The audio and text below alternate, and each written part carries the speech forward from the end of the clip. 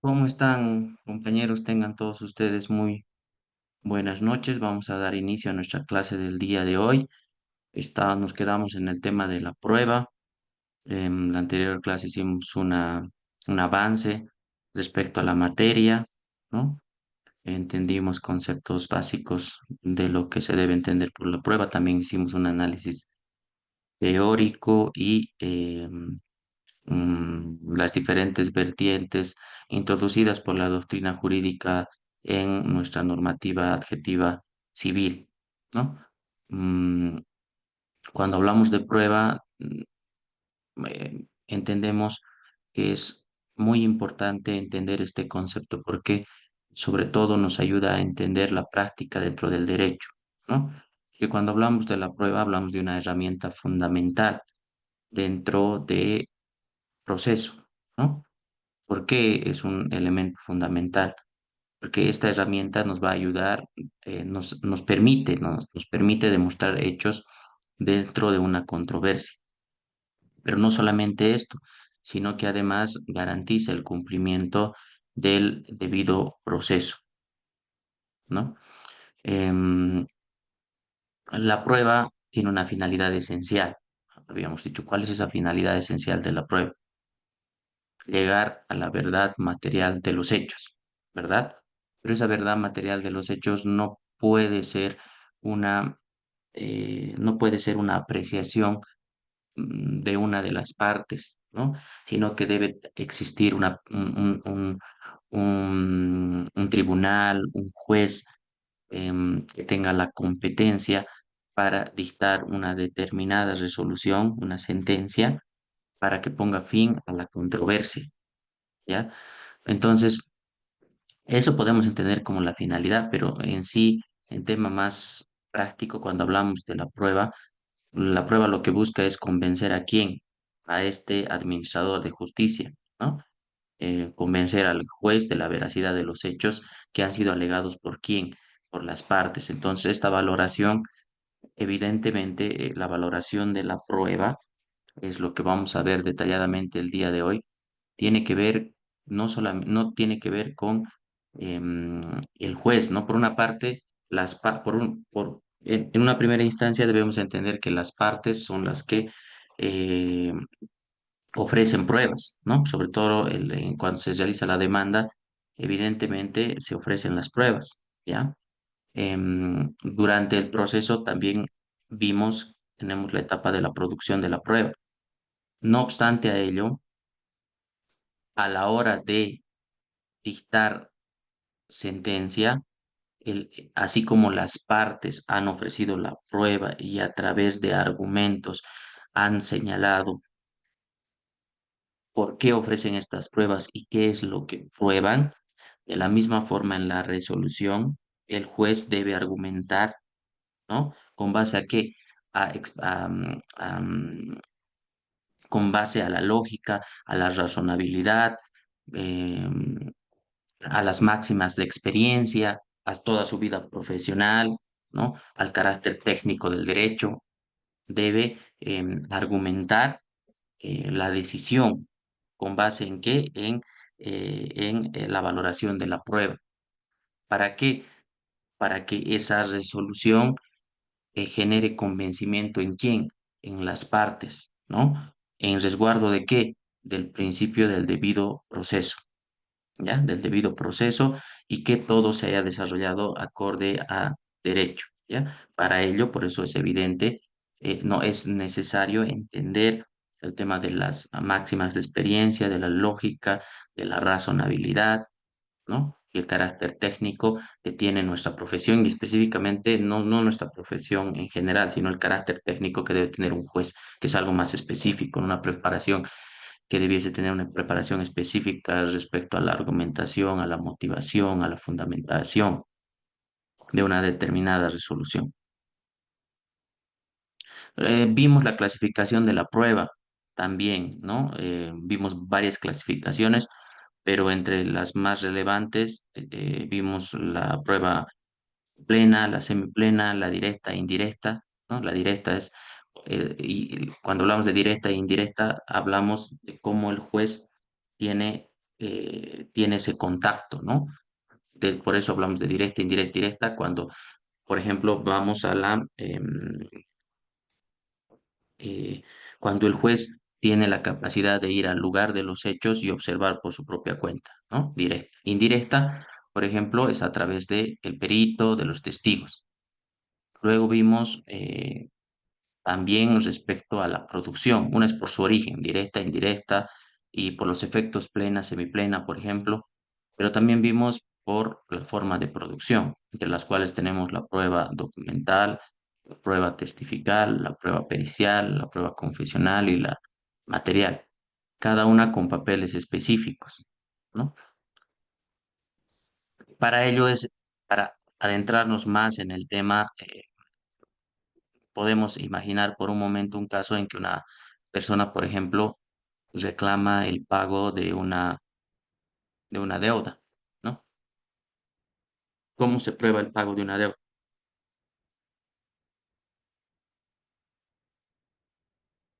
¿A través de qué se podría probar el pago de una deuda?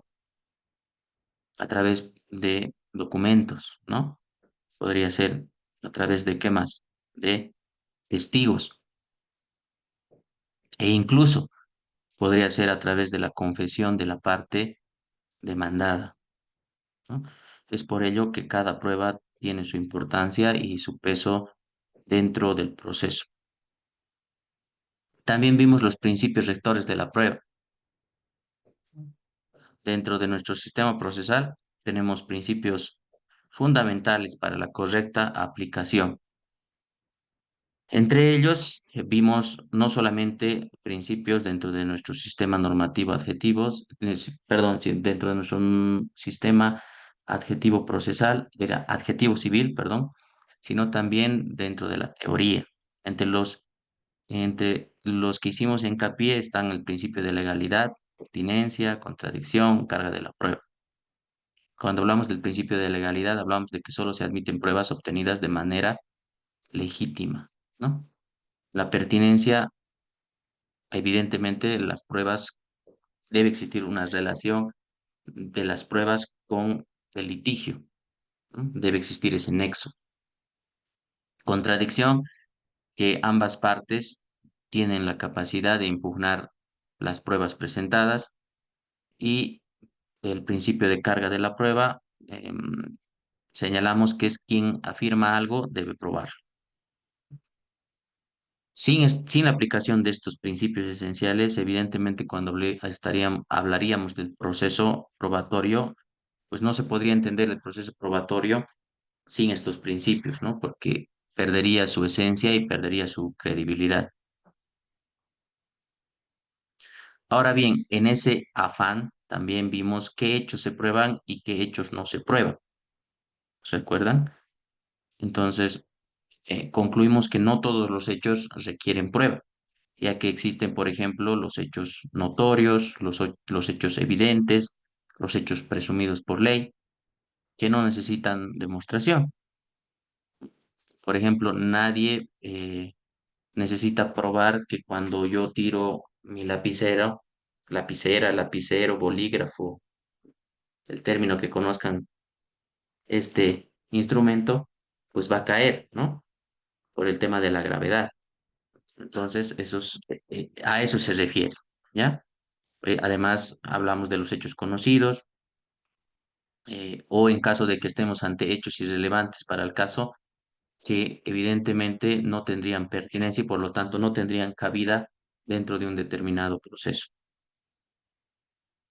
Luego, vimos también el tema de la carga de la prueba, quién debe probar, quien reclama algo debe probar. Evidentemente existen particularidades dentro del derecho, pero en general cuando estamos en materia del derecho civil, evidentemente estamos ante la premisa que quien reclama debe probar. Luego concluimos ya el tema de nuestra primera parte de la prueba respecto a la producción de la prueba y su valoración, ¿no? Concluimos identificando las etapas dentro del proceso probatorio, que en una primera instancia está el ofrecimiento, la admisión, la práctica y la valoración, ¿no? Son cuatro: ofrecimiento, admisión, práctica y valoración. El ofrecimiento, que se presentan los medios probatorios. La admisión, el juez decide cuáles de estas pruebas ofrecidas por las partes van a ser admitidas, ¿ya? La práctica se ejecutan en los actos probatorios y la valoración es el juez quien analiza la relevancia de las pruebas aportadas, ¿no? Y en cuya etapa, evidentemente, el juez tiene que aplicar, en nuestro caso, la sana crítica, ¿no? Evaluando cada prueba conforme a estos principios de razonabilidad, de lógica jurídica, de máximas de experiencia. ¿Y con qué finalidad? Con finalidad de conseguir una sentencia que tenga elementos lógicos suficientes, razonables, una argumentación coherente, y lo bastante mente profunda como para que cualquiera de las partes adquiera evidentemente certeza de la decisión, ¿no?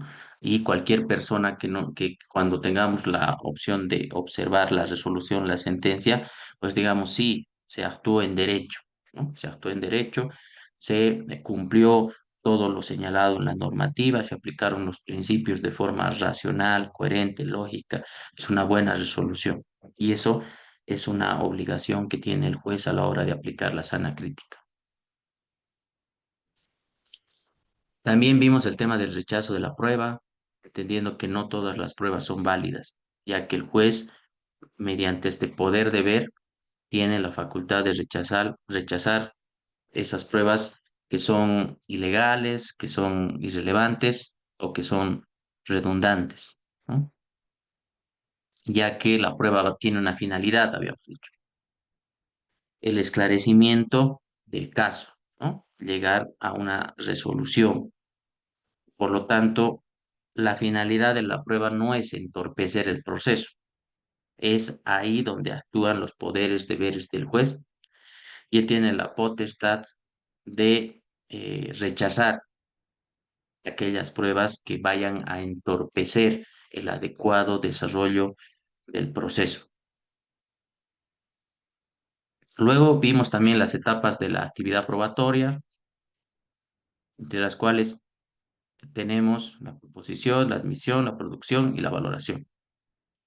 La proposición, que es la presentación de las pruebas por las partes, ¿no? La admisión, que está a cargo eh, del juez, ¿no? Que deviene de una evaluación de la pertinencia y de la legalidad. La producción, que es una etapa posterior, que es el desarrollo de los actos probatorios y al finalizar la valoración que ya habíamos señalado, ¿no? Que es realizada ¿por qué? Por el juez. El juez analiza cada una de las pruebas para llegar a la verdad material. Por lo tanto, la prueba es fundamental a la hora de entender el proceso. Incluso podríamos decir que la prueba es el corazón del proceso civil, ¿no? Ya que sin la prueba, el derecho eh, quedaría pues sin ningún fundamento, ¿no? Y no tendríamos herramientas suficientes para poder llegar a la verdad material de los hechos. Por lo tanto, la correcta aplicación de la valoración de la prueba, de todo este proceso, la valoración, la admisión, la producción, la proposición, pues garantiza que se realicen decisiones por parte de la administración, administrador de justicia, decisiones coherentes, racionales, lógicas, comillas, justas, cerramos comillas. ¿Para qué? Para que se asegure una tutela judicial efectiva, ¿no? Mm, Eso es lo que vimos en nuestra anterior clase y hicimos un poco hincapié, si no mal recuerdo, en la diferencia entre los hechos que no necesitan ser probados. Dimos ejemplos de lo que son los hechos evidentes y los hechos notorios. Los hechos evidentes, recuerden que son aquellos que su existencia se acredite por sí misma, ¿no? Entonces, es una verdad indiscutible, por lo tanto, no requiere prueba para acreditar la veracidad, sino que puede ser constatada de manera inmediata. Los hechos notorios son acontecimientos públicos, ¿no? Como habíamos señalado como ejemplos, por ejemplo, la posesión de Luis Arce, de Evo Morales, de Yanine Áñez, el COVID, ¿no? Son acontecimientos públicos y ampliamente conocidos por la generalidad de las personas. Por lo tanto, debido a ese conocimiento general, debido a esa notoriedad que tiene en la sociedad con las personas en sí, pues no requiere que sean probadas, ¿no? Ya que son admitidas evidentemente por las partes. Por lo tanto, estos hechos están exentos de ser probados y así es determinado en el artículo 137 del Código Procesal Civil, como lo habíamos visto. Entonces, si no mal recuerdo, nos quedamos eh, a ver, creo que concluimos esta tabla.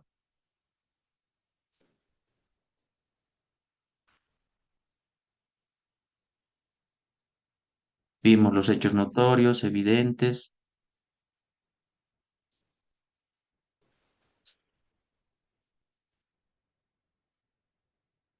ya vimos la diferencia, los hechos presumidos legalmente, presunción iure de jure y iuris tantum, la prueba del derecho, que el juez debe conocer el derecho, el principio iura novit curia. También analizamos un poco sobre el derecho extranjero, qué pasa con el derecho extranjero, el juez tiene la obligación de conocer el derecho extranjero o no, qué se debe hacer al respecto, carga de la prueba, reducción de la prueba, rechazo de la prueba, prueba de traslado, prueba trasladada y las etapas de la actividad probatoria, ofrecimiento, admisión, producción y valoración. Hasta ahí avanzamos, ¿no? Entonces ahora vamos a continuar con nuestro tema de la prueba, pero vamos a irnos a una a una segunda parte. Vamos a empezar con la prueba documental.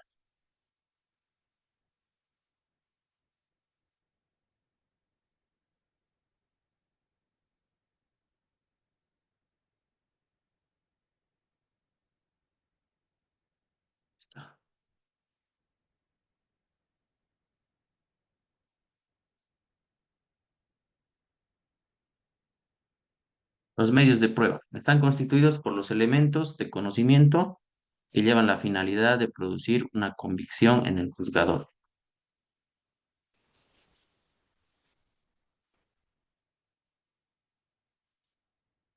Empezamos con la prueba documental.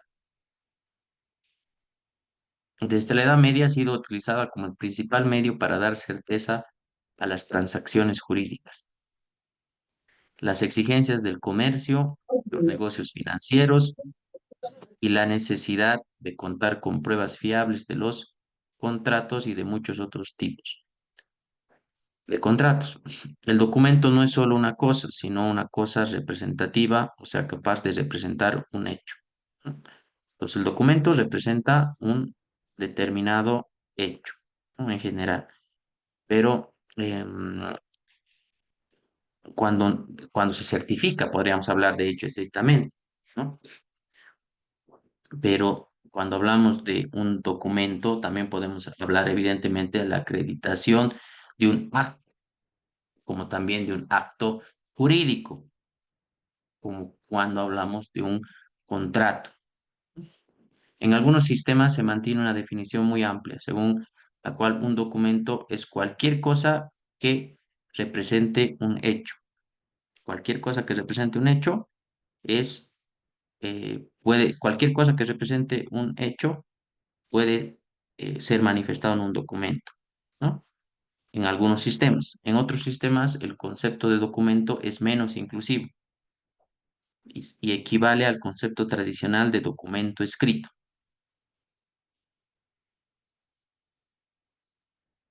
Se adjuntan a la demanda esta prueba documental, los documentos, en original o fotocopias legalizadas y pueden ser objetadas solo en la contestación a la demanda y los que se adjunten a la contestación dentro de los 6 días de notificación.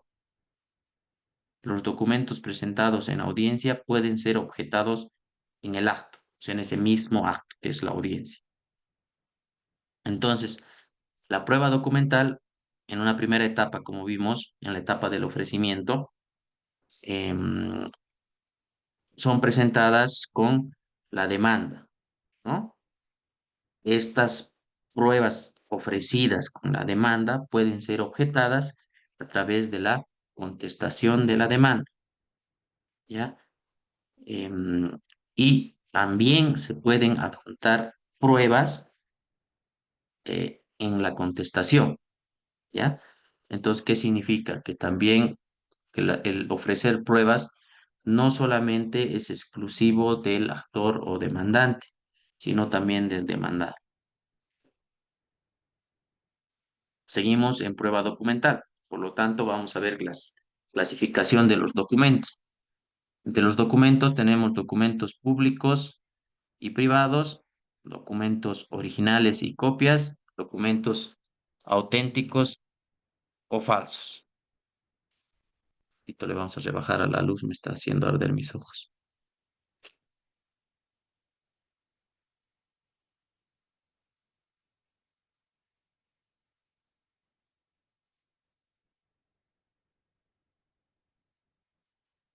Ya, entonces tenemos documentos públicos, privados, originales, copias, auténticos y falsos. Cuando hablamos de documentos públicos y privados, los públicos son los autorizados por funcionarios públicos o depositarios de la fe pública dentro de los límites de su competencia. ¿Ya? Los que cumplen esta autorización, ya sea por los funcionarios públicos o los que son depositados en la fe pública dentro de los límites de su competencia, tienen autenticidad juris tantum, no jure de jure, juris tantum. Mientras que los privados tienen constancias escritas por particulares. Tiene valor de documento privado cuando es reconocido, inscrito en registro público o la parte contraria no lo ha tachado. En ese caso, es reconocido este documento privado, ¿no? Cuando sea registrado e inscrito, cuando sea inscrito en registro público. El ejemplo más sencillo es, puede ser, por ejemplo, eh, un contrato de préstamo, ¿no? Lo más sencillo. Un contrato de compraventa, un contrato de préstamo, ¿ya? De préstamo de dinero. En este contrato, evidentemente, podemos firmar entre ambas partes un documento, sin un abogado, incluso, evidentemente. Firmamos, yo le presto dinero a René, o yo le presto dinero a Jacqueline, o ellos me prestan a mí, suscribimos un documento, y en la primera parte, porque nos hemos copiado el documento de los modelitos que hay en internet, o yo que sé, nos hemos hecho pasar un modelito. La primera parte va a decir que este documento privado puede ser reconocido como público, ¿no? Cuando sea llevado ante el notario de fe pública.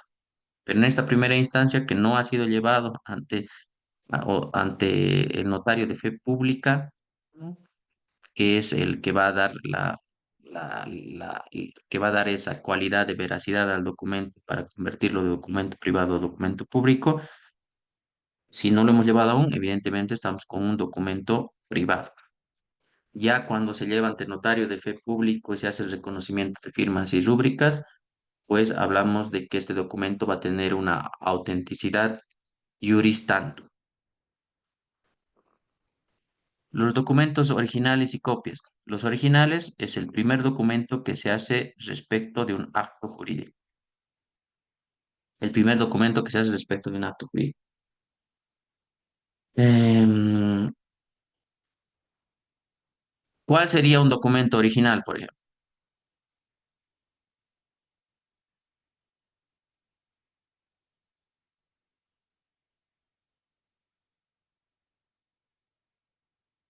Jacqueline, ¿cuál sería un documento original? Doctor, si es que se fuera una transacción, sería el documento, el documento original sería como el testimonio para la venta y el documento de Excelente, transferencia. Eso. excelente.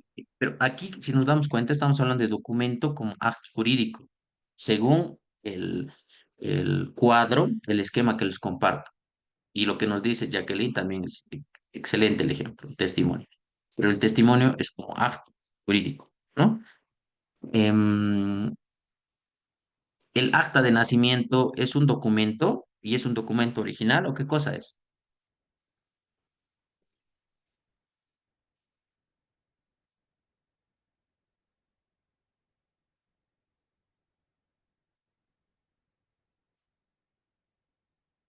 ¿El acta de defunción es un documento o qué es?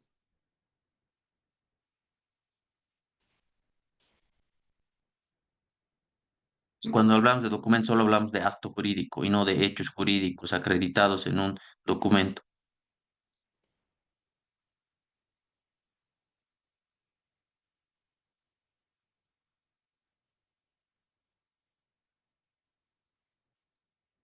De mí,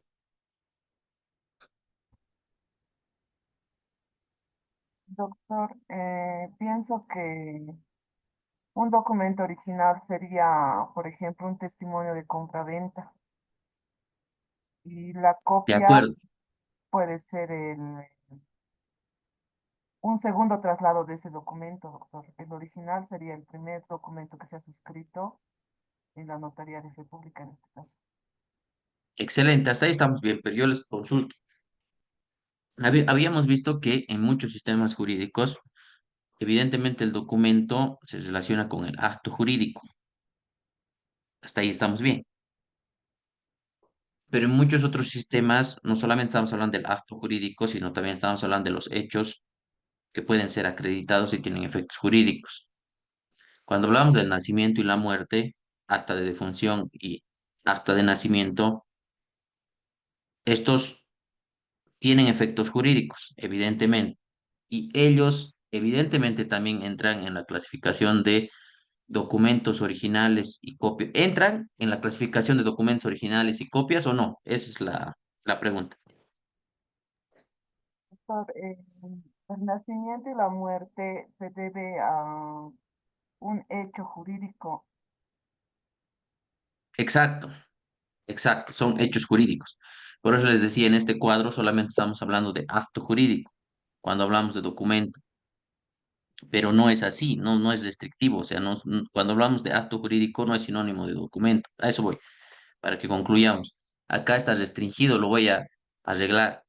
Eh, Eso es lo que quiero que entendamos. Bueno, cuando hablamos de documentos, no estamos hablando de documentos como sinónimo de acto jurídico. Muchas gracias. Luego tenemos los documentos copia, que son las reproducciones del documento original, con los ejemplos que ya nos habían dado sus compañeros. Y en nuestra última clasificación tenemos documentos auténticos o falsos. Los auténticos son aquel documento verdadero, pegado a la realidad y sin alteración, mientras que los falsos son documentos producto de tortuosas maniobras que no corresponden a los hechos reales, documentos falsos. Entonces, cuando hablamos de documentos, tenemos tres clasificaciones, públicos y privados, originales y copias y auténticos falsos.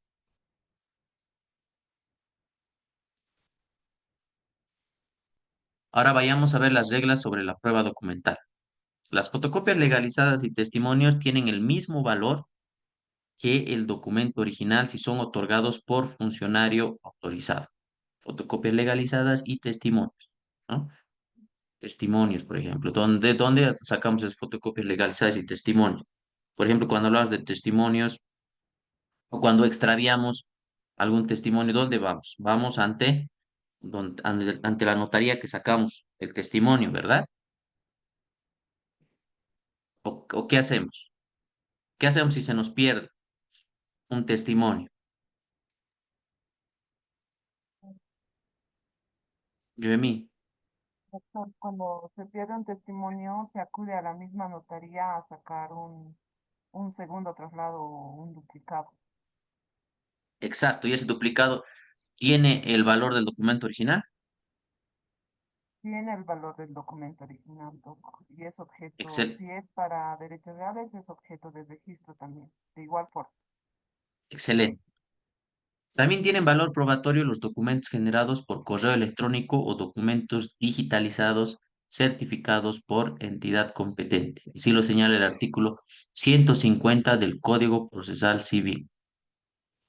Los documentos que se encuentran en oficinas públicas pueden ser recabados mediante orden judicial o solicitado directamente, especificando el proceso al que será destinado. La entidad no tiene la facultad de negar, ¿no? ¿Ante qué? Ante el requerimiento de estos documentos. Los documentos que se encuentran en poder de la otra parte pueden ser entregados por el mismo bajo intimación de la autoridad judicial. Cuando sea verosímil este aspecto, por otros elementos del proceso se tendrá por reconocido el contenido. Ahora bien, respecto a los documentos que se encuentran en manos de terceros, puede ordenarse su entrega en originales si pertenecen a los requirentes. El tercero puede oponerse a la entrega si los documentos son de su propiedad, aspecto que debe ser evaluado por el juez. Si se evidencia falsedad de documentos, estos se remiten antecedentes ante el Ministerio Público. La denuncia debe realizarse oportunamente. ¿Qué pasa con los documentos que están en otro idioma? En ese caso, estos documentos deben presentarse con su traducción en castellano, ¿no? ¿Por qué? Porque el hecho de que el documento sea original, sea, no sea un documento falsificado, etcétera, etcétera, no significa que las partes conozcan eh, la traducción, ¿no? O que el juez tenga la obligación de saber otros idiomas. Evidentemente, se debe presentar ese documento con su traducción en el idioma castellano.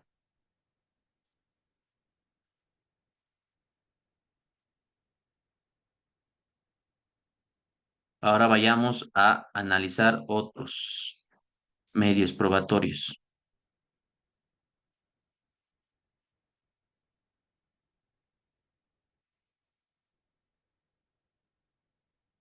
Vamos a ver la confesión.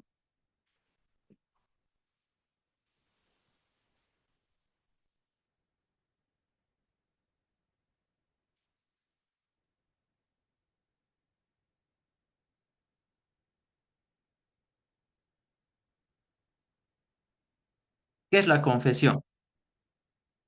La confesión es la admisión por una de las partes de la verdad de un enunciado sobre los hechos que jurídicamente les resulta poco favorable a la misma, ¿ya?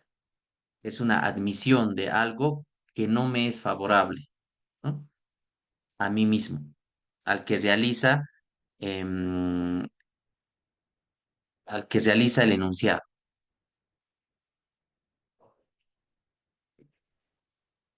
La confesión implica la admisión, ya sea total o parcial, de la veracidad de un hecho personal o de conocimiento de las partes, misma que resulta desfavorable a su interés y favorable al adversario. Entonces, si estamos ante la confesión por parte del actor o demandado, pues es favorable esa confesión es favorable hacia quién, hacia el demandado, ¿no? Es favorable hacia el adversario. ¿Quién es el adversario del actor o demandante? El demandado. Vayamos por el otro lado. Si la confesión es realizada por el demandado, es desfavorable para el mismo y es favorable para su adversario, en este caso el actor o demandante. ¿Cuáles son las clases de confesión? Tenemos dos, la judicial y la extrajudicial. Dentro de la judicial tenemos la provocada y la espontánea. La provocada es a petición de parte o de oficio. La espontánea realizada en cualquier acto del proceso. La confesión extrajudicial, estamos hablando de fuera del proceso, que va a tener los mismos efectos que la judicial cuando se admitan testigos, y la confesión a un tercero tiene el valor de presunción simple, ¿ya? Presunción simple. Por lo tanto, recordemos que a la hora de la valoración de la prueba no se hace la valoración individual de una prueba, sino hablamos del principio de unidad, ¿recuerdan? Entonces, agarramos todas las pruebas, que es lo que debe realizar el juez, mediante la sana crítica, ¿no? Con las máximas de experiencia, la lógica, la razonabilidad, y hacer una valoración de la totalidad, ¿no? En este caso, hablamos que la confesión de un tercero solo tiene el valor de una presunción simple.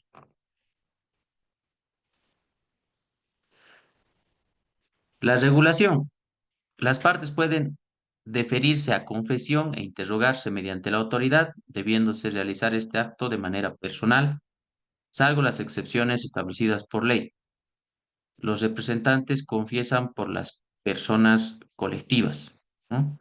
¿Los representantes de quién? De esas personas colectivas. Recuerden, tenemos personas naturales y jurídicas, personas individuales, personas colectivas.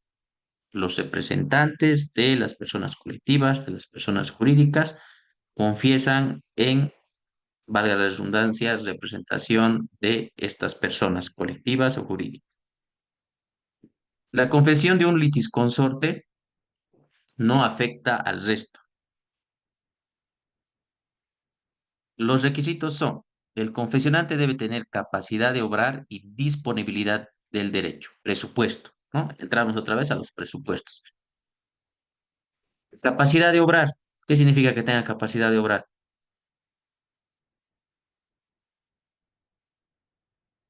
¿Qué dijimos que es la capacidad de obrar? ¿Desde qué, desde los cuántos años tenemos capacidad de obrar?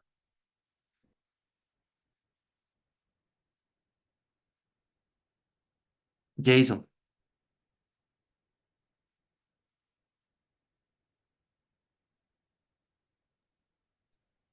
Desde los 18, doctor. excelente, ¿no? Entonces, es un presupuesto que se debe cumplir, ¿ya? ¿Para qué? Para poder realizar la confesión. ¿Quién? El confesante. El confesante puede ser el actor o demandante o puede ser el demandado. También puede ser un tercero, recuerde. Recaer sobre hechos que generen consecuencias negativas para sí o favorables al contrario.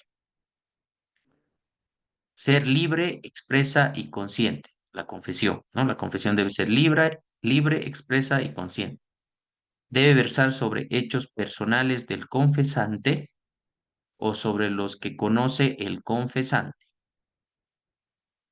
Y debe ser probada si es extrajudicial. Recuerden, la confesión extrajudicial debe ser probada. Cuando hablamos de la extrajudicial, hablamos de la fuera del proceso, ¿no? De la confesión de un tercero.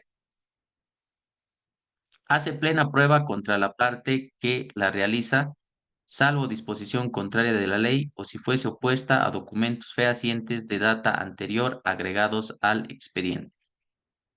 En caso de duda, debe interpretarse a favor de quien la absuelve, y la misma es indivisible salvo hechos que permitan su división. Debe valorarse la confesión en su totalidad, ¿no? Puede observarse las preguntas obscuras, ambiguas, impertinentes o inútiles por la autoridad judicial o las partes. Quien solicita la confesión no puede retractarse y la autoridad puede diligenciarla en cualquier audiencia. En caso de no hablar castellano, al confesante se le debe asignar un intérprete. La confesión puede ser comisionada a otra autoridad en caso de que el confesante tenga domicilio real en una sede distinta al tribunal. Esa es la confesión, ¿no? Prueba documental, confesión. Ahora vayamos a la prueba testifical. El testimonio es un acto humano dirigido a representar un hecho no presente. es decir, acaecido antes del acto mismo.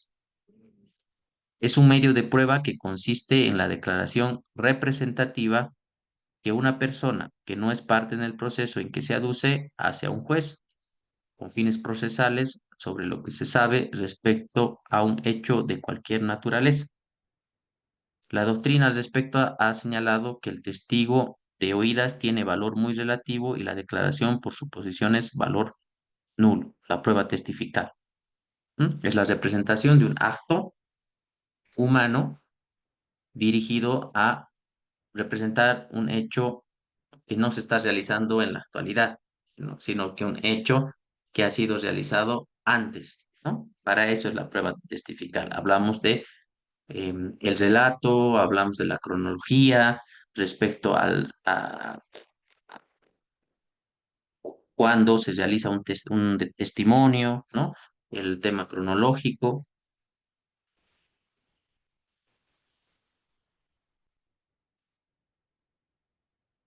Vamos a ver ahora las tachas. ¿Qué son las tachas? Son alegaciones que se hacen por algún litigante pretendiendo desvirtuar la fuerza probatoria de lo declarado por algún o algunos testigos o del dictamen emitido por algún perito por considerar que pueden ser parcial en sus declaraciones, ¿no? O sea, las tachas tienen una finalidad, ¿no? La finalidad es desvirtuar la fuerza probatoria de lo declarado por alguno de los testigos. Por lo tanto, ¿quién realiza la tacha de testigos? El adversario, ¿no? Evidentemente. Con las tachas no se demuestra directamente la falta de veracidad del testigo o la incorrección del dictamen. ¿Por qué se realizan estas tachas? Eso vamos a ver ahora. Bueno, podemos distinguir dos tipos de tachas señalados en el Código Procesal Civil boliviano. Tenemos dos, las tachas absolutas por una parte y luego tenemos las tachas relativas. Las tachas absolutas quitan toda eficacia al testimonio de quienes las presentan, por condiciones ya sean físicas, por condiciones morales, que están incapacitados para apreciar el hecho sobre el cual debe testificar. ¿Cuáles son los efectos? Probadas estas incapacidades, el juez no puede tomar en cuenta sus declaraciones, por lo tanto se los descarta totalmente. Tachas absolutas. Las tachas relativas son aquellas que excluyen la credibilidad del testigo en el proceso en que está vinculado. Implica que no obstante reunir el testigo condiciones de idoneidad y edad legal para declarar, implican circunstancias que comprometen y ponen en duda la imparcialidad del testimonio emitido por esa persona. Por ello, probada la tacha relativa, el juez debe prescindir de esa declaración por esa falta de idoneidad, ¿no? Por esos nexos que tiene la persona que realiza este testimonio, ¿no? Y que evidentemente tiene un nexo, ¿no? Con una de las partes. El plazo para plantear las tachas es de 3 días y la prueba sobre ellas se produce en audiencia. No se admiten tachas generales y tampoco puede ofrecerse prueba testifical para invalidar las declaraciones de los testigos tachados. Si se contrainterroga a los testigos, se tiene por retirada la tacha. Asimismo, no se impide la declaración del testigo, pero probada la tacha, se prescinde de la misma en sentencia. La prueba de la tacha se considera en audiencia. Si el testigo afirma la causal, se prescinde de la prueba. Las circunstancias que afectan la credibilidad del testigo se prueban en audiencia y son apreciadas en sentencia. Por eso es muy importante que nosotros tengamos precisión respecto a las tachas y a la clasificación señalada en nuestro Código Procesal Civil boliviano. Por una parte tenemos las tachas absolutas y las tachas relativas, ¿ya? Acá tenemos un resumen, pero ahora vayamos a ver lo que nos dice nuestro Código Procesal Civil para hacer un análisis más pormenorizado al respecto, ¿ya? Por lo cual voy a necesitar que alguno de ustedes nos colabore con la lectura del artículo 169 del Código Procesal Civil boliviano.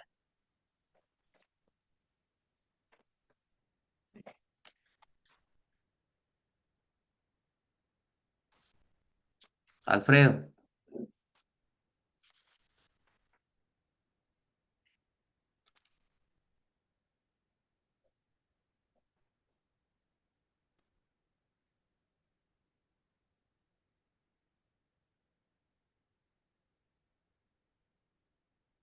169 del Código Procesal Civil. Doctor, Adelante. artículo 169, tachas. Parágrafo 1. La tacha absoluta procede contra: 1. Quienes padecieren de enajenación mental o perturbación psicológica grave. 2. Los que se encuentren en estado de embriaguez o bajo el efecto de sustancias estupefacientes o alucinógenas. 3. Los que hubieren sido condenados por falso testimonio. 4. Los ciegos y sordos con relación a hechos perceptibles por la vista o el oído, respectivamente. Parágrafo segundo. La tacha relativa procede contra: 1. El pariente en línea directa, así como el pariente colateral hasta el cuarto grado de consanguinidad o segundo de afinidad, y el derivado de vínculos de adopción. 2. El dependiente de la parte que lo ofreciere. 3. Quien tuviere interés directo o indirecto en el litigio, por sí mismo o por parentesco dentro de los grados establecidos en el numeral 1 de este parágrafo. 4. Los pupilos por sus tutores o viceversa. 5. Quien tuviere el litigio pendiente con la parte contraria a su presentante. 6. El amigo íntimo de la parte que lo presentare o el enemigo manifiesto de la parte adversa. 7. De ser deudor o acreedor de alguna de las partes. Eso es todo, doctor. ¿Hasta qué artículo hemos leído? Disculpe. El artículo 169, doctor. Ya, Parágrafo continuamos, 1 por para favor. el Continuamos, por favor. 170. Sí, por favor. Ah, ya. Un ratito. Porque es el mío. Ya. Artículo 170. Plazos para tachar. Parágrafo 1. La parte interesada podrá tachar a los testigos de la contraparte, perdón, dentro de los 3 días de haber sido notificada con la prueba testifical propuesta en la demanda o en la reconvención. Pasado este plazo, caducará el derecho de tachar. Parágrafo segundo. La prueba de tacha se producirá únicamente en audiencia. Ya. El artículo 171 más, doctor. ¿Hasta 173? Sí, por favor. Ah, ya. Artículo 171. Tachas inadmisibles. Parágrafo 1. Las tachas necesariamente serán concretas, no se admitirán tachas generales. Parágrafo segundo. Será inadmisible la prueba testifical para invalidar las declaraciones de los testigos de tacha. Parágrafo tercero. Cuando una parte contrainterrogare a los testigos ofrecidos por la otra parte, se tendrá por retirada la tacha que contra ellos hubiere propuesto. Artículo 172. Valor de las tachas. Parágrafo 1. La tacha propuesta no impedirá recibir la declaración de la persona ofrecida como testigo, pero probará la tacha. La autoridad judicial en sentencia prescindirá de la declaración, salvo que atentas las circunstancias del caso no asignare al hecho probado gravedad suficiente para invalidar la declaración. Parágrafo segundo. Podrá probarse, además de las causales mencionadas en el artículo 169 de este código, otras que tendieren a disminuir o destruir la fe de un testigo. Artículo 173. Prueba de las tachas. Parágrafo 1. Las circunstancias que afectan la credibilidad e imparcialidad de los testigos serán debidamente probadas por las partes en audiencia y apreciadas por la autoridad judicial en sentencia. Parágrafo segundo. El reconocimiento por el testigo de la veracidad de la causal de tacha que se le imputa dispensa de toda otra prueba. Eso es todo, doctor. Muchísimas gracias. A ver, ¿quién me ayuda explicando qué es un enemigo manifiesto? ¿A qué se refiere un enemigo manifiesto?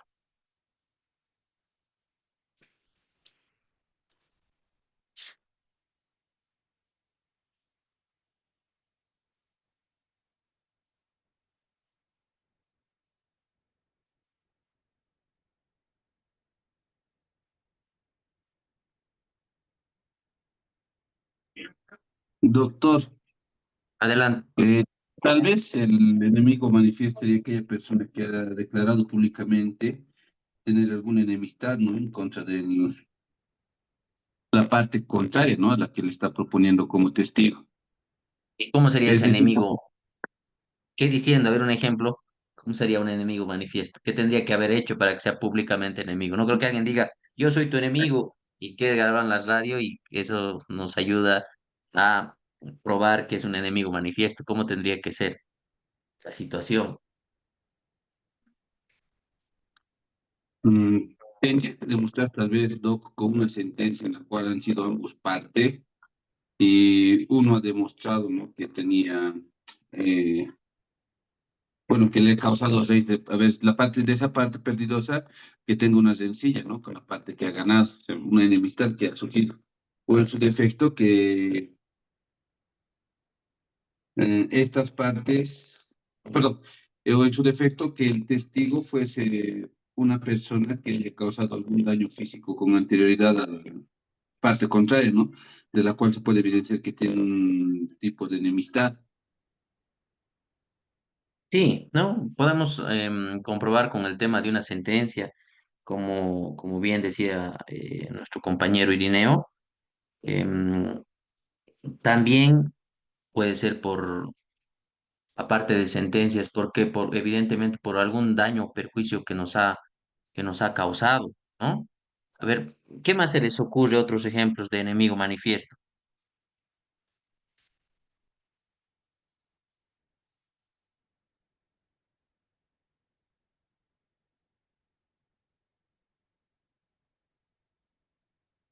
Dentro de sus sesiones, por ejemplo, ¿no se les ocurre nada?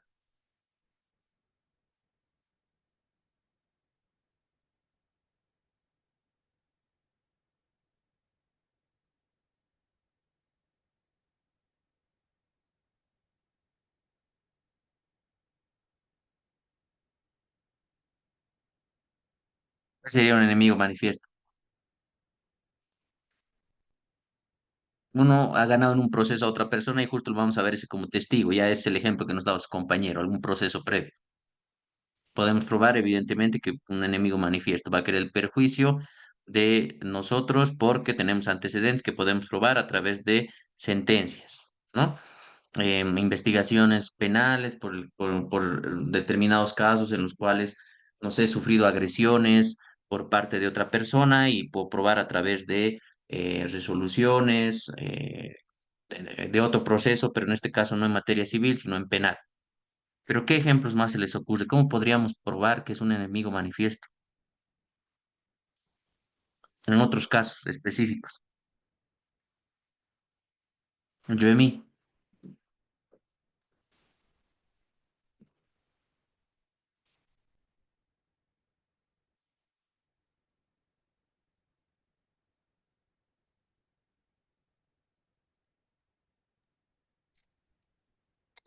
Doctor, adelante.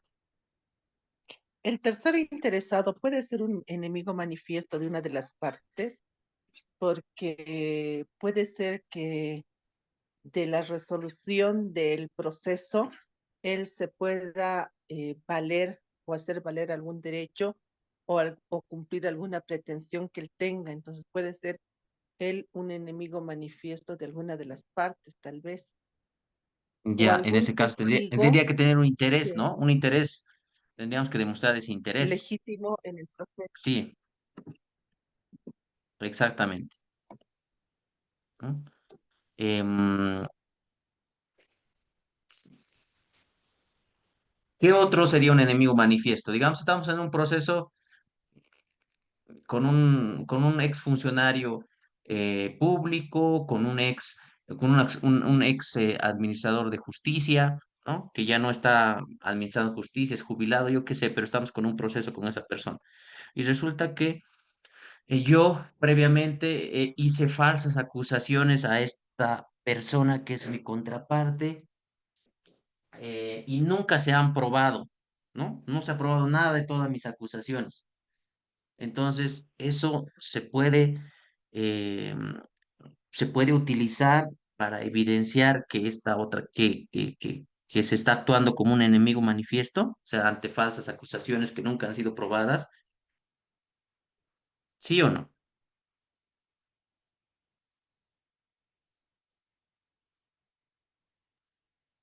Pero en ese caso, doctor, entonces, ¿ha habido una, una denuncia o un proceso previo, ¿no? En este caso sí, Porque, el que yo les estoy comentando, sí. sí. Pero, por ejemplo, Entonces, si un testigo hace valer su derecho a través de su declaración en favor de una de las partes, es enemigo ya. manifiesto de la otra parte, ¿no? O sea que No, porque no es, quien busque su propio beneficio, en este caso. ¿cómo probaríamos eso? O sea, ya me estoy, o sea, evidentemente, un testigo Supongamos, lo doctor, lo que va a declarar, hemos dado lo que va a declarar es beneficio a una de las partes, ¿no? Eso lo entendemos. Ahora, a ver, denos contexto, por favor, un poco más de contexto para que eh, podamos supon- entender. supongamos, doctor, que, mm, que yo he agarrado en anticrético uno ambientes, no tengo el ¿Ya? documento y estoy en proceso con el dueño de casa, pero ¿Ya? viene otra persona que dice que él vio o tiene una copia del documento que yo no tengo.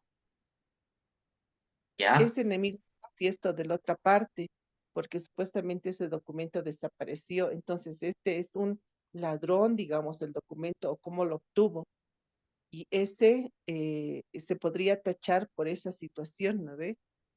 Claro, Porque, sí se puede tachar, Sonia, excelente, sí se puede tachar como lo habíamos visto en, en la lectura de los artículos sobre tachas, sí, pero por ello ser considerado enemigo manifiesto, no sé qué opinan ustedes. Eso es lo que yo no le hallo el nexo con enemigo manifiesto, ¿no? Porque es a ver, existe una regulación específica en el caso de que tenga un documento, ¿no? Que lo haya obtenido de forma, no sabemos de qué forma lo ha obtenido, pero dependiendo de sus intereses, cuyo efecto va a tener la tacha, evidentemente, pero no por ello estamos ante un enemigo manifiesto. ¿O sí?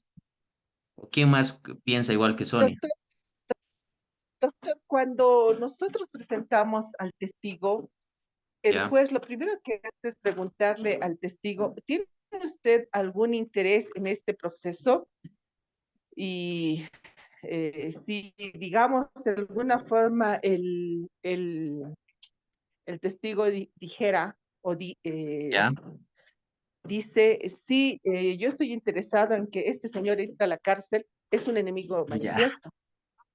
De acuerdo, ya le Mm, entiendo. Sí, sí, de acuerdo. Está bien, excelente. Ahora sí ya le entiendo. A ver, ¿alguien más que nos pueda ayudar con algún otro ejemplo o alguna experiencia que tuvieron sobre tachas, ya viéndonos un poco más allá de el tema del enemigo manifiesto?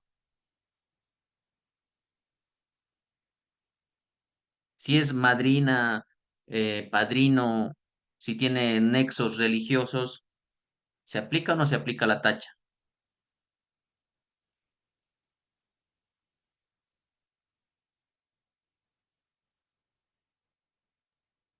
En esas causales, Doc, por vínculos de consanguinidad y en este caso también por los vínculos de espiritualidad como son los padrinos, ahijados y demás, también se aplican, ¿no? Las tachas, inclusive por tener un interés ya sea directo en la causa, ¿no?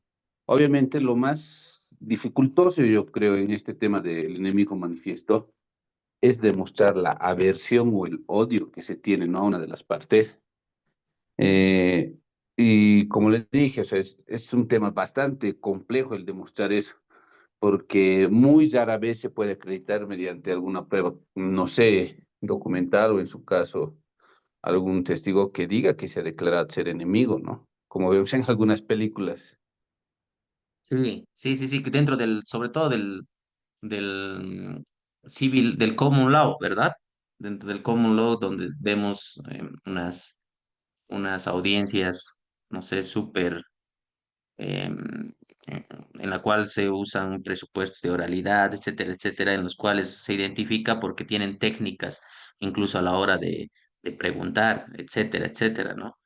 Pero en este caso es muy complicado el tema de probar. La única forma sería, como nos comentaba su compañera, el tema del interés, ¿no? De jugarle ahí, no sé, unas preguntas o, no sé,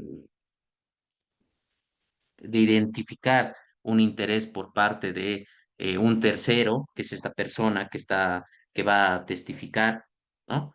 Que ese interés evidencie que existe eh, que existe una eh, ¿cómo se dice este término? Animadversión respecto de esa persona con una de las partes, ¿no? En ese caso estaríamos ante la identificación de un enemigo, pero complicado, ¿no? Complicado. ¿A ustedes, alguno de ustedes, aparte de los compañeros que han participado, no les ha tocado em, eh, ver este punto en específico, ¿no? O o cómo han acreditado esto, o es algo que no lo han podido acreditar hasta ahora, no lo han visto en la práctica jurídica, o directamente ven temas de lazos de consanguinidad, lazos de espiritualidad vinculados a la religión, pero en este caso en específico, el enemigo manifiesto no han tenido la oportunidad aún de verlo en la práctica.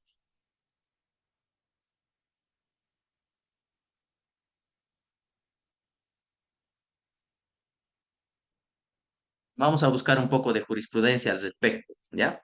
Y la próxima clase vamos a ver qué es lo que se ha analizado jurisprudencialmente respecto a este caso en específico para identificar si tenemos presupuestos específicos a la hora de hablar del enemigo manifiesto. Así que me hacen recuerdo la próxima clase, vamos a empezar con ese tema. Continuemos. La regulación, ¿qué nos dice la regulación? Para proponer testigos, bastan los datos necesarios para individualizarlo, si no es posible conocer sus generales de ley. No pueden proponerse más de 5, exceptuando el criterio del juez. ¿Qué más? El testigo será emplazado por cédula y en caso de incomparecencia será conducido por la fuerza pública. Si la parte que lo propuso asume la carga de hacerlo comparecer y éste se ausenta, se prescinde de su declaración. En caso de negarse a declarar, el testigo incurrirá en desobediencia y será sancionado con arresto de 24 horas. En audiencia se procede de la siguiente manera. Primero, la autoridad judicial interroga al testigo sobre sus generales de ley y su relación con las partes, lo que ya nos comentaba sus compañeros. Se ordena que realice una exposición sobre los hechos en controversia. Las partes podrán interrogar mediante sus abogados. El juez puede excluir preguntas que realicen las partes mediante sus abogados que sean preguntas impertinentes o preguntas agraviantes para el testigo, así como dar por terminado el interrogatorio. Es una potestad del juez. Cada pregunta se refiere a un hecho y se prohíben preguntas vejatorias u ofensivas.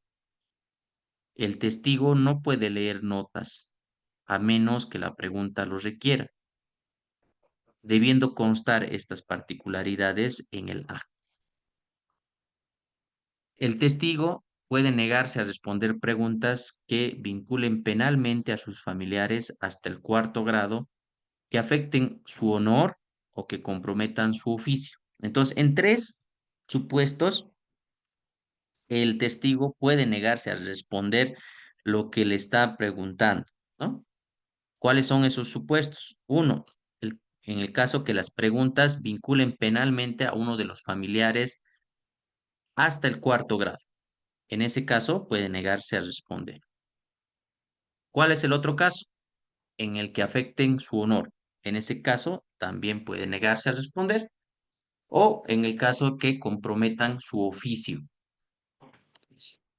Los testigos permanecen en estados sin comunicación entre ellos. Se puede disponer el careo entre ellos. Las declaraciones de autoridades jerárquicas pueden realizarse por escrito y las declaraciones de personas mayores, enfermas o imposibilitadas puede recibirse en su domicilio, ¿no? Imagínense una persona inválida o que esté enferma, que esté en el hospital, ¿no? Em, en el caso de que sea una autoridad jerárquica, la declaración puede desarrollarse por escrito. La declaración del testigo será puesta en conocimiento de su empleador sin que pueda descontarse salarios. Los testigos con capacidades diferentes y que hablen otro idioma requieren de intérprete y traductor.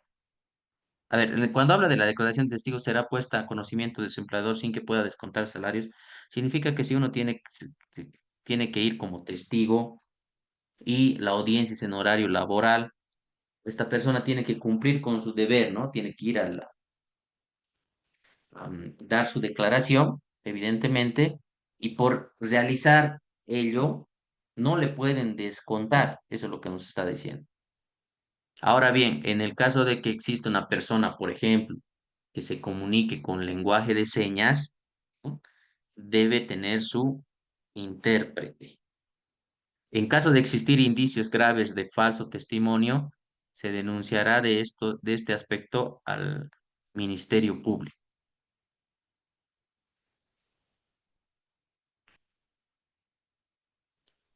Vayamos ahora a la inspección y reconstrucción de los hechos. Se entiende por inspección y reconocimiento de los hechos a una diligencia procesal practicada por un funcionario judicial, con el objeto de obtener argumentos de prueba para la formación de su convicción, mediante el examen y la observación con sus propios sentidos, ¿no?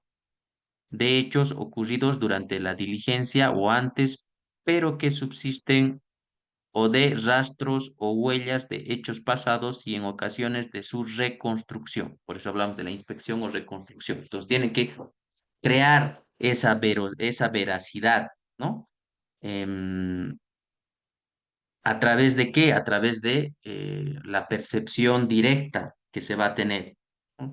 Y esta percepción se va a realizar a través de los sentidos, a través de la vista, del olfato, de los oídos. ¿Dónde está regulado? En los artículos 187 al 192 del Código Procesal Civil. Se pueden inspeccionar lugares o cosas según el caso. Fijándose el objeto de la prueba, se señala nuevo día y hora dentro de los 10 días siguientes. Si existe urgencia, la notificación se realizará con un día de anticipación, ¿no? ¿Por qué decimos de urgencia? Porque si hablamos de los hechos, de la inspección y de la reconstrucción, hablamos de lugares y día que pase, ¿no? Es crucial para que exista ese contacto directo y se cree esa convicción, ¿no? O sea que es importantísimo el tema del tiempo. Las partes pueden realizar las observaciones que consideren necesarias. En caso de no asistir, no se suspende la inspección. Concurren a esta parte, concurren a ello las partes, los peritos y testigos que realizarán las explicaciones del hecho y técnicas según el caso. También puede procederse a la reconstrucción bajo la dirección del juez. Los intervinientes deben colaborar en el diligenciamiento de este medio probatorio. En caso de no prestar colaboración, una o ambas partes, se presume la veracidad de las afirmaciones realizadas por el contrario. La autoridad puede disponer la ayuda de la fuerza pública en caso de ser necesario y la parte que solicitó la inspección corre con los gastos. Y en caso de ordenarse de oficio, las partes pagan los gastos a prorrata. ¿Qué significa prorrata? Que se divide el monto entre las partes. Eso significa, ¿ya? Prueba pericial. Cuando hablamos de la prueba pericial, hablamos de una prueba técnica de carácter científico realizada por un perito, ¿no? Por un especialista, una persona que tiene pericia sobre un determinado asunto, ¿ya? Que es experto. Cuando la cultura del juzgador no es adecuada para ocuparse de los rasgos técnicos o científicos específicos de los hechos litigiosos, es necesario complementarla. Por ello, todos los sistemas procesales tienen que utilizar algunas formas de prueba pericial. ¿Por qué? Porque el juez no es todólogo, ¿no? El juez no es arquitecto, el juez no es ingeniero, el juez no es criminólogo, el juez no es psicólogo, el juez no es psiquiatra, ¿ya? Etcétera, etcétera. ¿No? El juez ha estudiado el derecho, ¿no? Tiene su especialidad, ha ido a la escuela de jueces, yo qué sé, pero no cumple con todas estas otras especialidades que tienen su carácter técnico-científico. A la hora de eh, nosotros necesitamos llegar a la verdad material de los hechos. Para ello, ¿no? Generalmente no es suficiente el conocimiento técnico solamente en derecho, porque estamos hablando de hechos. Y estos hechos deben ser probados por personas capacitadas para ello. Por lo tanto, necesitaremos de peritos. La peritación es una actividad procesal desarrollada en virtud de encargo judicial por personas distintas de las partes del juicio, especialmente calificadas por sus conocimientos, ya sean técnicos, artísticos o científicos. ¿Ya? Artísticos, ¿por qué? Podemos estar ante un conflicto por la venta de cuadros, ¿no? De cuadros, de obras de arte, mediante los cuales se le suministra al juez argumentos, razones para la formación de su convencimiento respecto de ciertos hechos cuya percepción o cuyo entendimiento escapa de las aptitudes del común de las gentes. Por eso estamos hablando de un conocimiento específico, y este conocimiento específico puede ser técnico, artístico, científico, ¿no? ¿Dónde está regulado? En el artículo 193 al 203 del Código Procesal Civil. Es admisible cuando se requiere conocimiento en algún arte, ciencia, industria o técnica. Solo puede pedirse un solo dictamen sobre un mismo punto. El perito es uno solo, salvo común acuerdo de partes. La autoridad judicial puede consultar a comunidades académicas. ¿Cuáles son las comunidades académicas?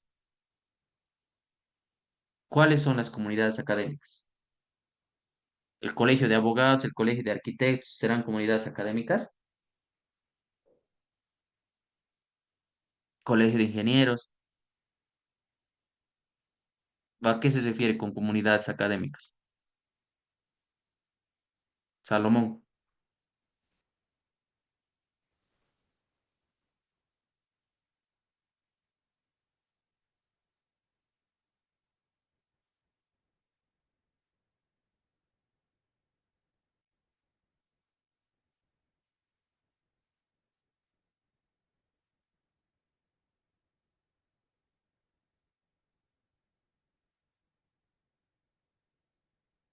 Helen, ¿qué Los, son comunidades académicas? Adelante, adelante.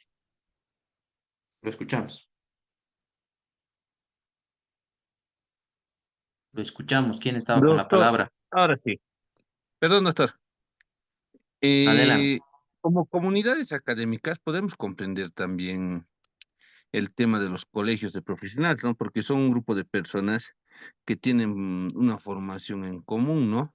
Y también tienen un interés, como es su rama, ¿no? Su materia que han llegado a formar con la finalidad de, por así decirlo, concentrar a un grupo de determinados profesionales para que estos puedan estar asociados y de esta manera crear un centro donde los mismos puedan recurrir ante cualquier tipo de reclamo o exigencia. Además que para que también sea considerado como una comunidad académica, debemos de tener presente que estos lo que buscan es el intercambio de ideas y una reflexión crítica. Y como vemos tal vez, ¿no? En nuestros distintos centros judiciales, los colegios de profesionales en las distintas materias siempre hacen cursos de orientación y de actualización, inclusive en algunos temas, conforme se van avanzando y modificando las necesidades de la sociedad. Excelente, René. Entre esas comunidades académicas puede estar la Cámara de Comercio.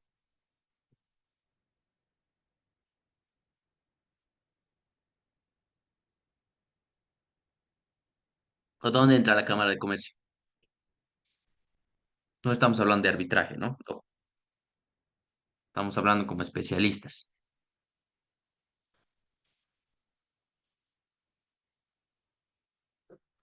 No creo, doctor, que sean comunidades académicas, Pero sí porque pueden ser peritos. únicamente podrían ser, porque tenemos que entender que la Cámara de Comercio, más que todo, lo que busca es intereses de negocios, ¿no? Según una rama tal vez, o su ubicación geográfica.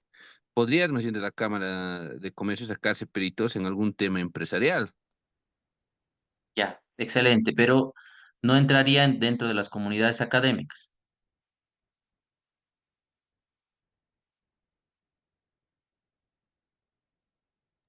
Yo creo que no ingresarían, Doc, por su Ya, naturaleza pero sí, misma, ¿no? ya, entonces concluimos lo siguiente. Hablamos de personas Doctor, que deben... Adelante, adelante, doctor, yo discrepo en Sonia, relación a la Cámara de Comercio, adelante, porque denos la sus Cámara de Comercio, razones. sí, decía, discrepo porque la Cámara de Comercio no solo busca un fin de realizar el simple comercio, abrir mercados y en el exterior y todo aquello, sino que también busca capacitar a la gente para abrir esos mercados, porque si no capacita a los productores, microproductores o a los productores de la micro, pequeña y gran empresa, no pueden subsistir en el mercado externo. Entonces, es una, es en mi entender, sí, una unidad académica, doctor. Ya, gracias. Es que yo creo que tiene que ver, Sonia, con el hecho de que cuando hablamos de Cámara de Comercio, quizás como no es nuestro rama técnica, ¿no? Tenemos un poco también de falta de datos sobre cómo funciona, ¿no? Porque cuando hablamos de Cámara de Comercio hablamos de personas que han estudiado, que son parte de la Cámara de Comercio, por ejemplo, el comercio internacional, comercio exterior, relaciones internacionales, etcétera, ¿no? Que evidentemente tienen un carácter técnico académico, ¿ya? Ahora bien, lo que vamos a hacer es separar estos conceptos para que nos quede claro. Por una parte, dijimos que cuando hablamos de la prueba pericial, estamos hablando de que vamos a hablar de que, bueno, estamos hablando específicamente de conocimientos específicos, ¿no? Y cuando hablamos de esos conocimientos específicos, estamos hablando de conocimientos, por ejemplo, en el arte, en la ciencia, en la industria o en la técnica. Cuando hablamos de la Cámara de Comercio, yo creo que estamos ante temas de industria, de técnica y de academia, ¿no? Es la conclusión que yo tengo, ¿no? Industria, técnica y academia. Cuando hablamos de que evidentemente la autoridad judicial puede consultar a comunidades académicas, de forma específica identificamos a los colegios, como bien nos dijo René. Tenemos al colegio de abogados, al colegio de arquitectos, al colegio de médicos, de odontólogos, etcétera, porque son, ¿no? Son comunidades académicas. Ahora, imagínense, a ver, yo tengo conocimiento, por ejemplo, que existe la asociación no sé, a ver, la Asociación de Filosofía del Derecho, creo que se llama Filosofía Jurídica Boliviana, ¿no? Que tiene personería jurídica y demás. Eso será considerado una comunidad académica, sí, pues está compuesta por abogados, ¿no? Ahora, evidentemente, por el tema técnico y a la hora de incorporar temas filosóficos al proceso, ya es otra cosa, ¿no? Mucho más complicado en un tema práctico. Pero debemos observar y tener la capacidad de poder identificar. ¿Por qué? Porque a la hora de nosotros eh, eh, estar ante una pericia en específico, el tener precisión en estos conceptos nos van a ayudar a entender la proposición de la pericia, evidentemente, el objeto, ¿no? Y obviamente la pertinencia, ¿no? Que es lo más importante. Por eso debemos entender que cuando hablamos de eh, eh, eh, la prueba pericial, ¿no? Pues, perdón, cuando hablamos de la pericia en específico, pues debemos comprender que estamos ante estudios específicos, ¿no? Estudios específicos que tengan la capacidad técnica, científica, ¿no? Técnica, científica. Yo pondría más, además el tema de la experiencia al respecto, ¿no? El tema de la experiencia, que nos ayuden a llegar a la verdad material de los hechos, ¿ya? La autoridad judicial puede consultar a comunidades académicas, la autoridad valorará la prueba considerando la competencia y principios técnicos y científicos, pudiendo apartarse del dictamen de manera fundamentada. ¿Qué significa? Que el juez, por más que tenga un informe pericial, ¿no? No significa que el juez solo tiene la capacidad de homologar ese informe pericial y ya, esa es la sentencia, ¿no? Sino que el juez tiene la potestad de valorar esa prueba, ¿no? Y va a considerar si evidentemente va a tomar en cuenta o se va a apartar de ese dictamen y en caso de que se aparte de ese informe pericial, debe ser debidamente fundamentado. El pago de honorarios los cubre la parte solicitante en caso de haberse dispuesto de oficio por ambas partes o por cada una posterior adhesión al pago se realizará en prorrata, es lo que ya vimos. Ahora vamos a analizar nuestro cuadrito para entender de mejor forma. Primero, estamos contra la proposición con puntos de pericia. Después, el juez resuelve en audiencia preliminar la procedencia de estos puntos de pericia. Posteriormente se designa un perito fijando los puntos sobre la pericia, fijando un plazo para el dictamen. Luego, el perito acepta el cargo dentro de los 3 días después de su notificación bajo juramento. Si no acepta el cargo dentro de 3 días, se nombrará otro perito. El perito puede inhabilitarse o puede ser recusado por las partes por las mismas causales previstas para el juez o por carencias de idoneidad. ¿Ya? En caso de rehusarse a presentar dictamen o no dictarse, el perito es removido, pagando diligencias frustradas, es obligación ya de por incumplimiento, y con condena de daños y perjuicios. O sea, en caso de rehusarse a presentar el dictamen, el perito, ¿no? Él mismo es removido, pagando diligencias frustradas y pago de daños y perjuicios. Si el objeto de pericia permite un dictamen inmediato, se lo hará de tal manera en audiencia o por escrito. La autoridad judicial también puede ordenar de oficio o a petición de parte planos, reproducciones y exámenes científicos. Las partes pueden solicitar ampliaciones, aclaraciones o impugnar en el plazo de 3 días. La autoridad judicial puede requerir también ampliaciones o aclaraciones. O sea, estas ampliaciones o aclaraciones pueden ser solicitadas tanto por las partes como también por la autoridad judicial. Puede disponerse un nuevo peritaje a petición fundada de parte.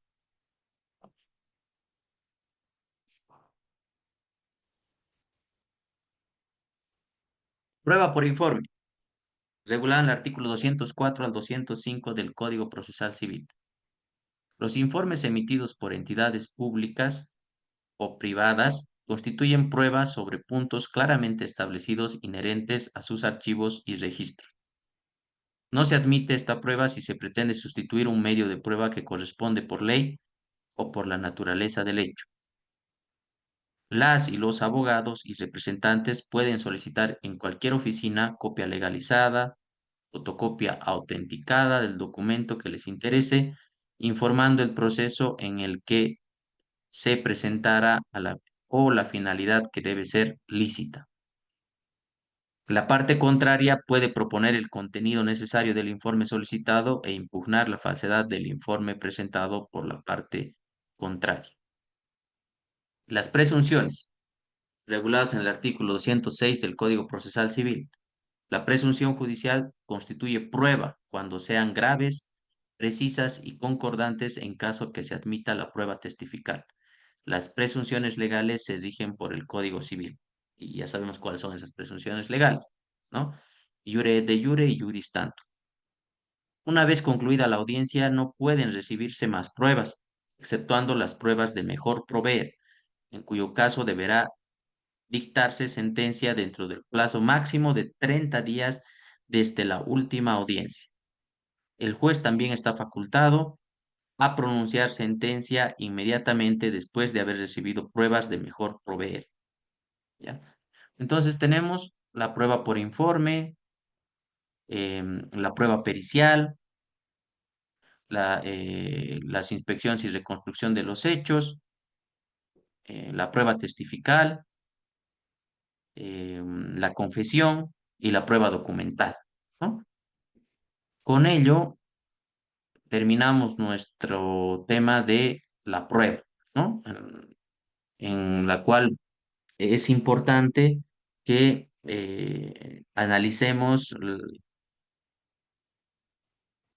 la relevancia que tiene la prueba dentro del proceso. Como dijimos al inicio de esta clase, la prueba es el corazón del proceso, ¿ya? Porque es mediante este instrumento que es la prueba que vamos a llegar a la verdad material de los hechos. También recordemos que a la hora de narrar los hechos, estos deben ir acompañados evidentemente por, por la prueba, en esta primera instancia que es el ofrecimiento de la prueba, ¿no? En caso de que seamos nosotros que presentemos la demanda, pues los hechos deben estar respaldados con la prueba, ¿ya? Y deben tener esta conexión evidente de que cuando ofrecemos una prueba, debemos señalar qué cosa vamos a probar con ella, ¿ya? Por eso son estos instrumentos que nos ayudan a llegar a la verdad material.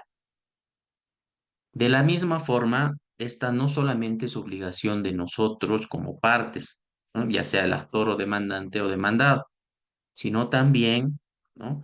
A la hora de la valoración de la prueba, a la hora de la emisión de la sentencia, ¿no?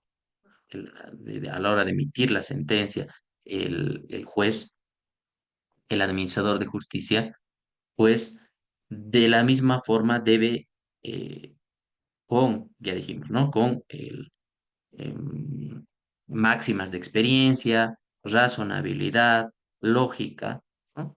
Debe realizar la valoración de la prueba y a través de la motivación y fundamentación, ¿no? Eh, eh, eh, explicar, ¿no? A través de la sentencia, de este documento escrito, cuáles han sido o cómo ha sido valorada esta prueba, evidentemente, que ha llevado que ha llevado esta valoración, ha llevado a que se pueda, em, que se pueda disponer, ¿no? Que se pueda disponer eh, o qué es, que a través de esta valoración se llega a, a determinadas disposiciones, ¿no? Y estas disposiciones evidentemente tienen su fuente en la valoración de la prueba. Entonces, no solamente son las partes las que tienen la obligación de explicar por qué ofrecen la prueba, sino la hora de valorar la prueba por el administrador de justicia, el juez, él tiene la obligación de motivar y fundamentar la valoración de las mismas. Con esto concluimos nuestro tema de la prueba, ¿no? Creo que no vimos mucho sobre el tema de, o no recuerdo muy bien si vimos mucho sobre el tema de los sistemas de valoración, creo que sí, porque vimos el tema de la sana crítica, ¿no? De la prueba tasada. em, por ejemplo, cuando hablamos de sana crítica, estamos hablando ¿de qué? De las máximas de experiencia, de razonabilidad, de lógica, ¿no? Del cumplimiento del debido proceso. No significa que el juez pueda hacer lo que le da la gana respecto a la valoración de la prueba, que no estamos ante el sistema de libre valoración de la prueba, ya que ese es uno, libre valoración de la prueba. El otro es solamente de la prueba tasada, solamente la prueba ex- dentro de la normativa vigente, se establece cómo se valora cada prueba, ¿no? Cómo se valora la prueba documental está señalado en la normativa. Cómo se regula la prueba testifical de la misma forma. ¿Qué valor tiene? ¿No? ¿Cómo se va a valorar la prueba pericial? ¿Qué valor tiene? Prueba tasada. Tampoco estamos ante ese sistema, sino estamos ante el sistema de la sana crítica. ¿Ya? Ahora bien, ¿qué más es importante antes de cerrar este tema? Los principios a la hora de los principios de valoración de la prueba, ¿ya? Recuerden el principio de contradicción, el principio de unidad, ¿no? Recuerden también que el hecho de que una de las partes haya ofrecido una prueba a la hora de la valoración, no necesariamente esa prueba debe ser valorada solamente para el beneficio de la parte, sino respetando el principio de unidad.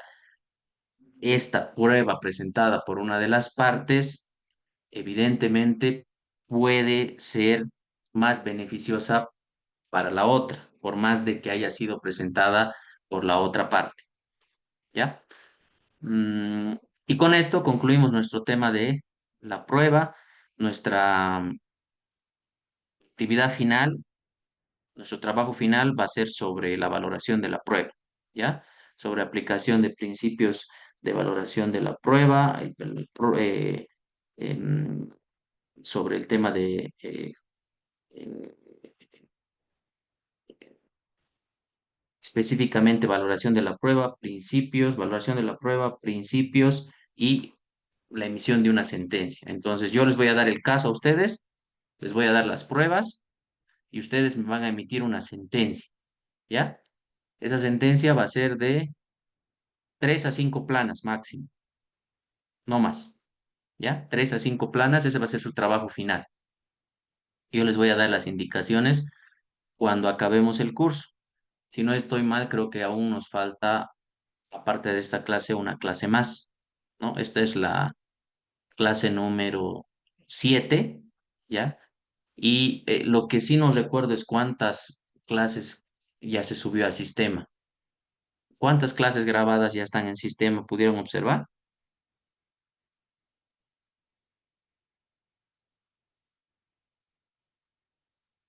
Si no mal recuerdo, están 3, 4. Falta subir estas clases de la anterior semana. Bueno, eso me voy a fijar, ¿ya? Para que igual si no tuvieron por X o Z razón la oportunidad de estar en clase, también puedan observar las clases grabadas y de la misma forma como hice en las 2 semanas de subir todas las diapositivas.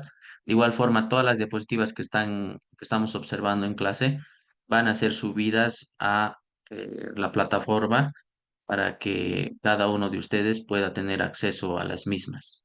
Ya todo el material. Incluso en caso de que no nos alcance el tiempo después de ver los temas que nos faltan, que son impugnaciones, recursos, y otros temas más que creo que no nos va a alcanzar el tiempo, pues esas diapositivas también las subiré a plataforma para que cada uno de ustedes tenga el material necesario, porque entenderán que esta unidad es pues corto el tiempo, ¿no? Para que podamos em, analizar todos los temas desarrollados en el Código Procesal Civil. Es muy poco, ¿no? Entonces, por lo cual nos estamos guiando por temas específicos que nos ayuden a entender el proceso y nos den los instrumentos necesarios para nuestra actividad profesional diaria. Ya entonces, ahora los temas que nos quedan pendientes son, como les dije, impugnaciones y recursos. Em, a ver, vamos a introducirnos al tema siguiente, que son impugnaciones.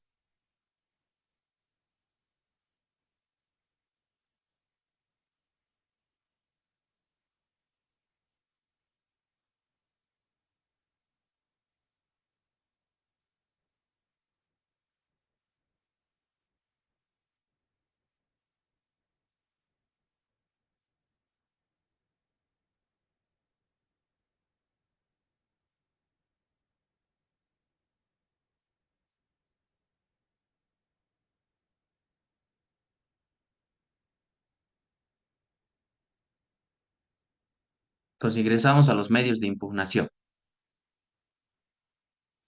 Cuando hablamos de impugnación, yéndonos a la etimología, estamos ante el término que significa atacar, ¿ya? Tiene un origen latino el término impugnación y significa atacar.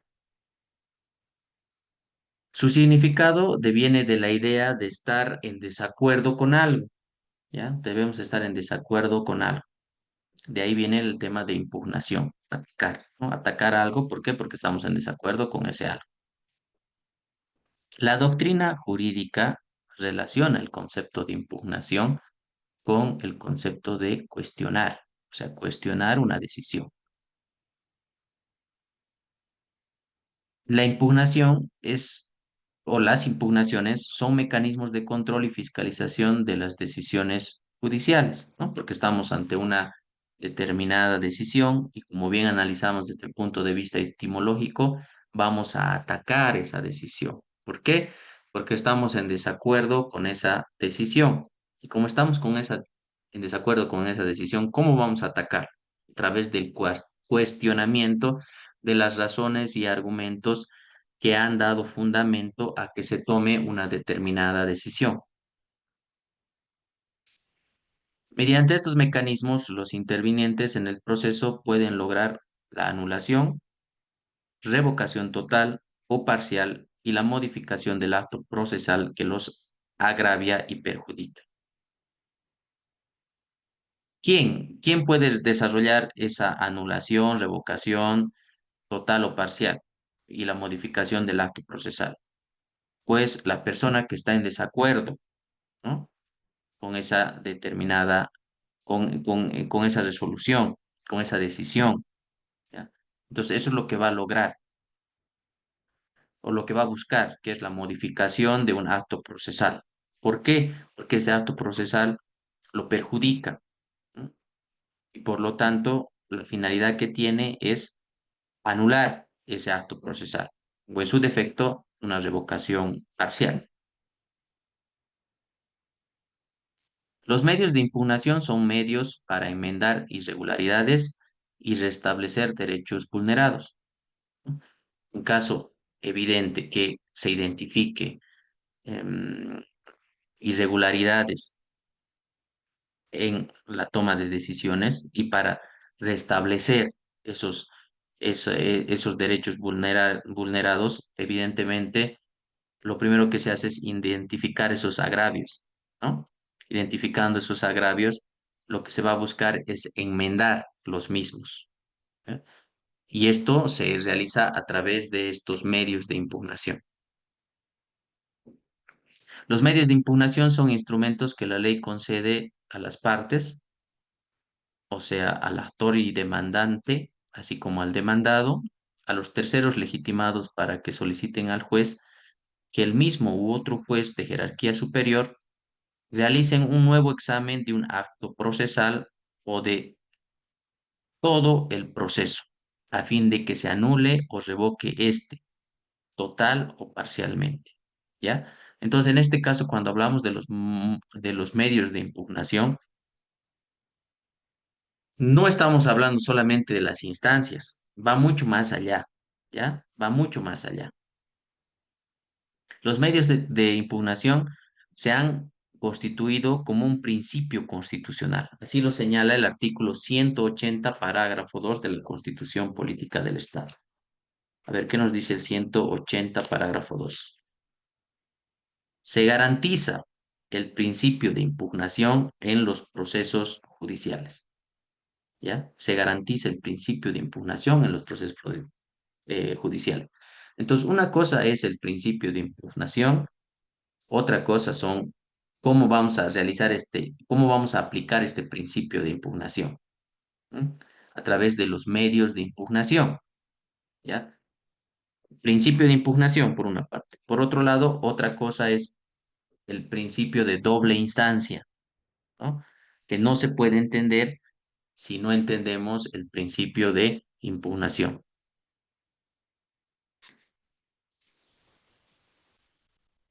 ¿Cuáles son las causas de impugnación? Tenemos el error improcedendo, es decir, vicios en la actividad o construcción. O sea, son defectos del procedimiento. Esos son errores improcedentes. Identificamos estos errores improcedendo, que significa que no estamos de acuerdo con esa decisión que tiene esos errores improcedendo y por lo tanto utilizamos estos medios de impugnación. Errores iudando se refiere al contenido del proceso. Comúnmente se presenta ante la violación del ordenamiento sustantivo, la aplicación indebida de una norma o la inaplicación o interpretación errónea de una norma. Errores improcedendo, hablamos de la norma adjetiva, la norma procesal. Errores en injudicando, hablamos de la norma, perdón, arriba la norma adjetiva y en errores injudicando la norma sustantiva, ¿ya? Y estos pueden presentarse tanto ante la violación del ordenamiento sustantivo, ante la aplicación indebida de la norma o ante la inaplicación o interpretación errónea. Entonces estamos ante errores de fondo. Luego tenemos los errores incogitando. Esta se refiere a vicios en el razonamiento. Ahora, ¿cuáles son estos vicios en el razonamiento? Tenemos, primero, la ausencia o defectos de una de las premisas del silogismo jurídico. ¿Cuál es el silogismo jurídico? ¿Qué nos dice Kelsen del silogismo jurídico?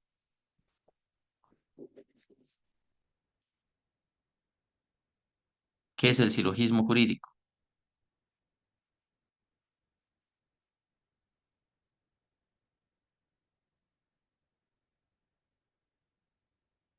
Cuando hablamos de silogismo jurídico estamos hablando de lógica, ¿no? Es una forma de razonamiento lógico y es clave para que podamos entender la argumentación jurídica. Estamos hablando de la existencia de una premisa mayor, la existencia de una premisa menor y de una conclusión. Ante la ausencia de ello, ¿no? Estamos, ante la ausencia de ello, identificamos un error incogitado, que son vicios en el razonamiento, ausencia o defectos de una de las premisas del silogismo jurídico, ya sea premisa mayor o premisa menor. Violación de las reglas de la lógica. Recuerden, siempre que entendemos el tema de el silogismo jurídico, hablamos de la lógica jurídica. Entonces implican falta de fundamentación o motivación, o ante por lo tanto, estamos ante una defectuosa motivación. Y el error improcedendo opera sobre un campo externo, formal, configurativo del proceso, y el error injudicando lo hace sobre la sustancia tratada mediante el fallo. Tenemos tres errores entonces, ¿no? Error improcedendo, que es los vicios en la actividad de la construcción, que son los defectos del procedimiento. Estamos hablando de lo dispuesto en la normativa adjetiva. Luego tenemos los errores injudando, que son los errores de fondo, ¿no? Se refieren em, a la violación del ordenamiento jurídico, del ordenamiento sustantivo, a la aplicación indebida de una norma o a la inaplicación o interpretación errónea de una norma. Entonces estamos ante errores de fondo. Y por último tenemos los errores incogitando, que son los vicios del razonamiento ante la ausencia de alguna de las premisas del silogismo jurídico o algún defecto, un error o la violación de las normas de la lógica. En ese caso, identificando ya sea un error improcedendo, injudicando o incogitando, pues eh, identificado este error, no estamos de acuerdo con la decisión porque hemos advertido la existencia de uno de estos errores o de los tres. Por lo tanto, vamos a usar un medio de impugnación para anular esa decisión o anular de forma parcial, ya sea forma parcial o total, este acto procesal. ¿Ya? Entonces, con esta introducción a los medios de impugnación, vamos a concluir nuestra clase del día de hoy. Nos falta ver el tema de este tema y luego terminamos con los recursos. Bueno, no sé si tienen alguna apreciación más al respecto o alguna contribución a la clase. Y antes que me olvide, tienen tarea pendiente, la segunda actividad y foro, hasta el día domingo, ¿no? Tienen que subir sus trabajos, el día domingo les doy su tercera actividad, solo nos faltaría el cuarto foro y el trabajo final, que ya les dije que va a ser sobre valoración de la prueba, aplicación de principios.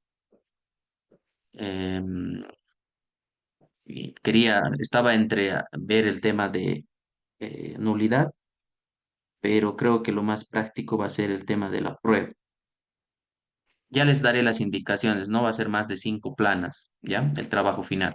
Pero evidentemente a la hora de la revisión de su trabajo final se verá si se aplican todo lo aprendido en clase respecto a este tema, ¿ya? El tema de la prueba. Así que es importantísimo, porque va a tener como efecto la realización de su trabajo final y recuerden que el trabajo final vale 35 puntos. O sea, es crucial el trabajo final. Cada tarea vale 15, los foros valen 5. Son tres tareas, 15, 15, 45. Son cuatro foros, mm, 65, ¿no? Y 35 el trabajo final. Así es que no se descuiden para que no tengamos complicaciones a última hora y todos puedan acabar el curso de forma óptima y con una calificación alta. ¿Alguien tiene algo para comentar con sus compañeros?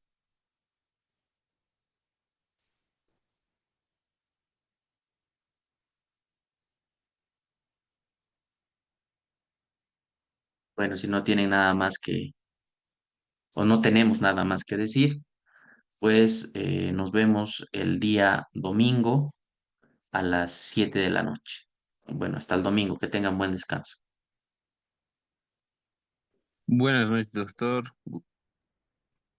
Buenas noches, René. Buenas noches, doctor. Hasta el Buenas domingo. noches, Jacqueline. Hasta el domingo. Buenas noches.